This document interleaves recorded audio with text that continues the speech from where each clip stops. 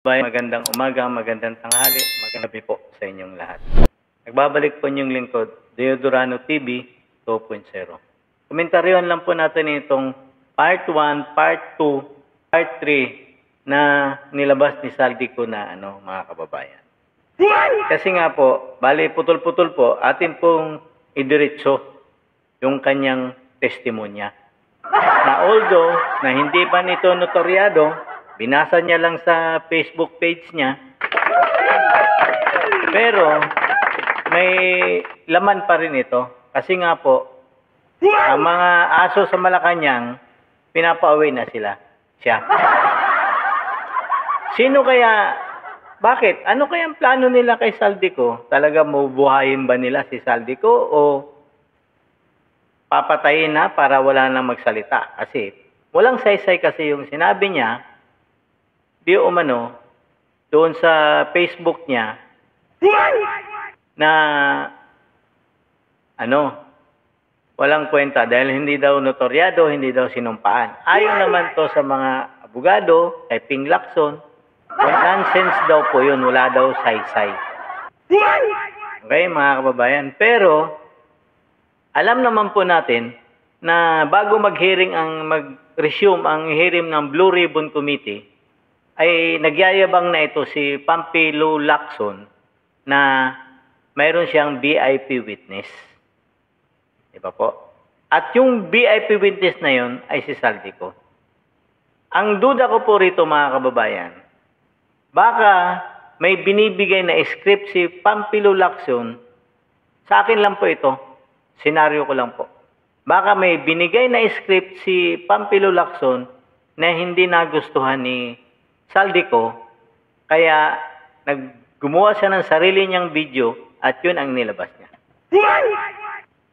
Pwede pong mangyari yun. Pero hindi po natin sarili ko lang pong opinion ito mga kababayan. Po, pakinggan lang po natin ang favorite song ng kagalang-galang na presidente natin mga kababayan.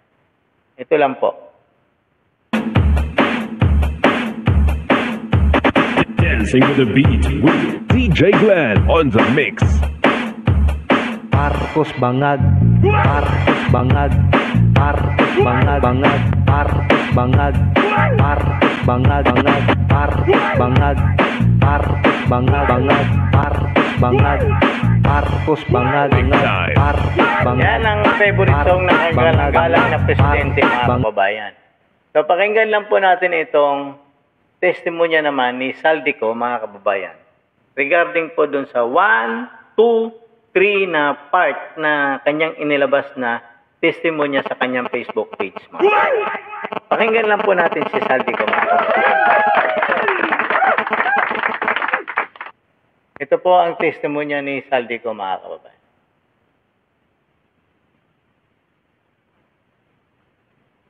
Bahay nila Pangulong Bongbong Marcos at Speaker Martin Romualdez mag-insert o magpasok ng 100 billion worth of projects sa BICAM.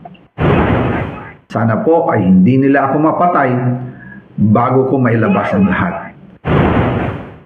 Ginawa ko lang ang utos sa akin, pero ngayon handa na akong harapin ang lahat. Ginagamit ng administrasyon ang buong resources ng bansa para tumahimik ako. That he will shoot me if I will talk. Gagamitin ako bilang panakipbutas sa kanilang kampanya laban sa korupsyon. Hindi na ako mananahimik, ilalabas ko ang lahat ng katotohanan. May resibo, may ebidensya, at may pangalan. Kaya ngayon ay hinahamon ko si Ombudsman Remulla kung seryoso talaga siya sa mga sinasabi niya sa kanyang press release na idadamay niya pati si Martin Romualdez kung magbibigay ako ng ebidensya. Patunayan niya ngayon ang pronouncement niya. Inimbestigahan niya ang fraternity Brad at ang kanyang kaibigan na si Speaker Martin Romualdez kung talagang tutupad siya sa tungkulin niya. Imbestigahan din niya si President Bongbong Marcos. Sabi nga ni BBM ng SONA, let's do it right at mahiya naman kayo, hindi po ba?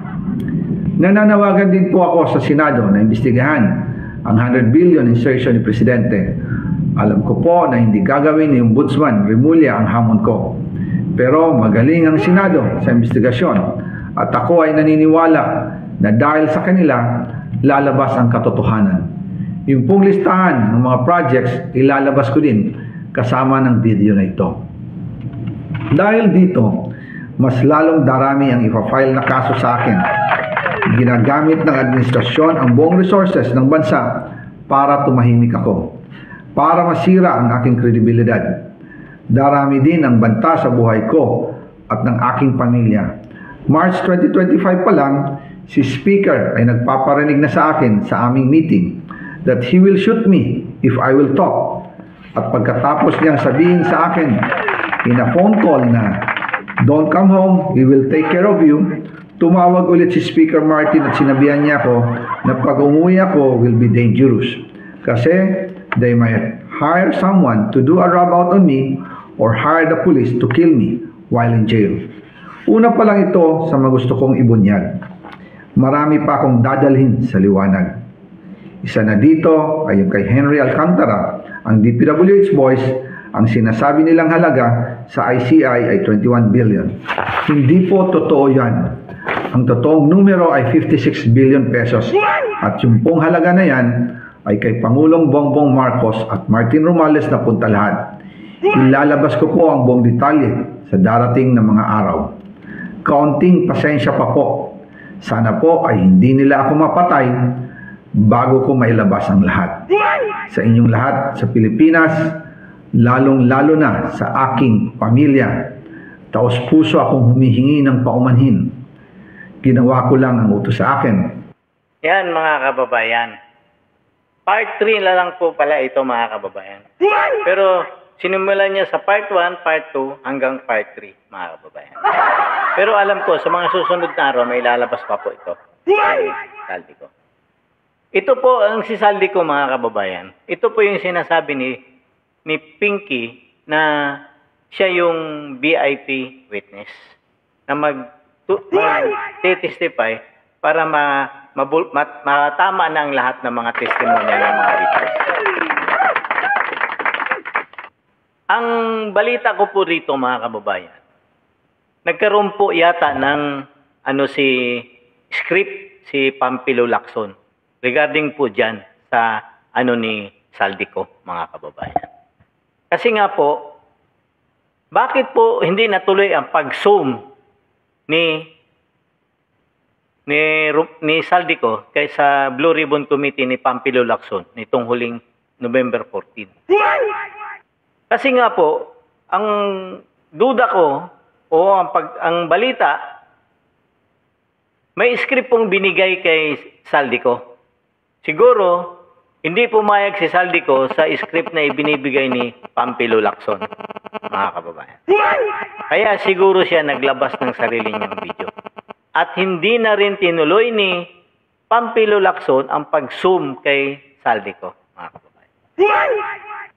Kasi hindi nasunod ang gusto nila, mga kababayan. Pero sana, kung ako kay Saldico, tinanggap ko sana yung script ni Pampilo Lacson. Pero, ang babasahin ko, yung script na gusto mo. Di ba dapat? Pero, may balita po ako kasi na bago nila ipalabas si Saldico sa Zoom, ilalabas muna nila yung, kasi pwede pong gawing video muna. Sa Blue Ribbon, ibibideo muna si Saldico na basahin yung binigay na script. Tapos, pag nabasa na lahat, saka siya ilalabas sa Zoom. Ibig sabihin, na na yun, na sabi na niya na lahat yung gusto nilang mangyari, pero, saka palang ilalabas si Saldico doon sa Zoom. Ibig sabihin, wala nang kawala si Saldico ron, mga kababayan. Kaya siguro, ang senaryo nito, hindi na nagtuloy si Saldico sa Zoom meeting sa Senado sa pag-attend sa Blue Ribbon Committee dahil mayroong siyang script na natanggap na hindi niya gusto, mga kababayan. Yun po ang balita dyan, mga kababayan. Kasi nga po, bago po dumating ang November 14, matagal pa po, siguro mga 1 linggo pa, sinasabi na kaagad ni Lacson na mayroon siyang VIP witness. Na ayon mismo kay Amy Marcos na ang VIP witness na yun ay si Saldico. Ang inasahan nga namin doon ay si Gutesa na mag-retract ng kanyang sinabi nung una. Pero nabaliktad po ang sitwasyon, mga kababayan. Yun po ang nakakalungkot na hindi nila nagustuhan dito, mga kababayan. Kaya kung napapansin nyo po, ang gobyerno natin ngayon, nung hindi nila nakuha ang gusto nila kay Saldico, kung pansinin mo po, nung unang sinabi ni Saldico na siya ang nag-insert sa BICAM sa utos mismo ni galing kay BBM kay Pangandaman. At alam din, tinanong niya yung si Bersamin at alam niya rin kasi kasama siya sa meeting. Kinonfirm niya lahat bago siya nag-insert. Tinanong niya rin si Romualdez kung bago siya mag-insert, kung alam ba niya ito. Oo daw. Kasi kung ano ang gusto ng presidente, dapat yun ang nasunod. Yun. Ibig sabihin, bago niya ginawa ang lahat ng ito, kinonfirm niyo muna bawat isa. Siyempre, kung papansinin niyo po, sa kanilang lahat na sinasabi, sa mga media interview nila, bakit daw kailangan pa sa BICAM, pwede naman gawin ng presidente sa NEP mag-insert. Diba po? Talakay ko na po ito nakaraan, mga kababayan. Pero balikan lang po natin kasi niloloko po tayo ng gobyernong ito. Kasi po, once na sa NEP po kasi maglalagay si BBM ng insertion ng 100 billion, makikita po yan ng Kongreso, ng Senado, ng media. Marami pong tanong doon at maraming mata ang nakakakita. At kung sino hahabulin nila, siya lang mismo ang presidente. Kasi siya lang nag-insert doon eh. Isipin niyo po, 100 billion po yun. Hindi po maliit na pera. Kung taon-taon mag-insert ka ng 100 billion, kung 6 na taon ka, mayroon kang 600 billion, mga kababayan. Ganun kalupit itong presidenteng ito, mga kababayan. At hindi lang 1 billion, mga kababayan. Ayon pa mismo kay Saldico, na yung binanggit nila Alcantara doon sa ICI na 21 billion, hindi daw po 21 billion yun. 56 billion yun. At napunta lahat yun kay BBM.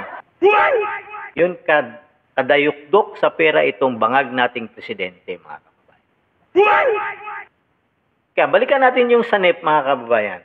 Kasi makikita po ng lahat eh. Siyempre, kikwestiyonin po ng mga senador, ng mga congressman, ng mga oposisyon, lahat ng nakita na 100. Bakit may insertion na 100 billion? Kung sa BICAM, madali lang pong ano yun eh. Mag-insert ka sa BICAM, uutusan mo si Saldico na mag-insert, pero napagdesisyonan na ng Senado, ng Kongreso, saan sila mag-insert? Doon sa kinreate nilang small committee. Doon po. Ang tangi lang nakakaalam doon, either si Saldico or si Martin Romualdez. Kasi, pagkatapos ma-insert ni Saldico yung 100 billion, aprobahan po ng speaker yun, mga kababayan, bago nila dalhin sa presidente para sa GAA. Yun po yun, mga kababayan. Kaya, nagawa nila ito. Kaya nangyayari itong bagay na ito, mga kababayan. Dahil, ang lumalabas ngayon, si Saldico lang lahat ang may kasalanan. Kasi siya ang nag-insert. Kung ang ginawa ng presidente ito sa NEP, silip na silip siya. Talagang siya lang ang tutumbukin. Kaya hindi ginawa ng presidente sa NEP, inutusan niya si Saldico na mag-insert dyan kasi bakit? Masalimot po. Marami po kasing makikita doon. Pagkatapos pong makapag-desisyon yung mga department head ng isang departamento ng gobyerno ng budget, na aprubahan na lahat, doon lang nila isisingit yung insertion. Pagkatapos na naaprubahan na sa plenaryo ng Senado, ng Kongreso, nag-create sila ng small committee at doon nila i-insert yung 100 billion, mga kababayan. Yun po yun.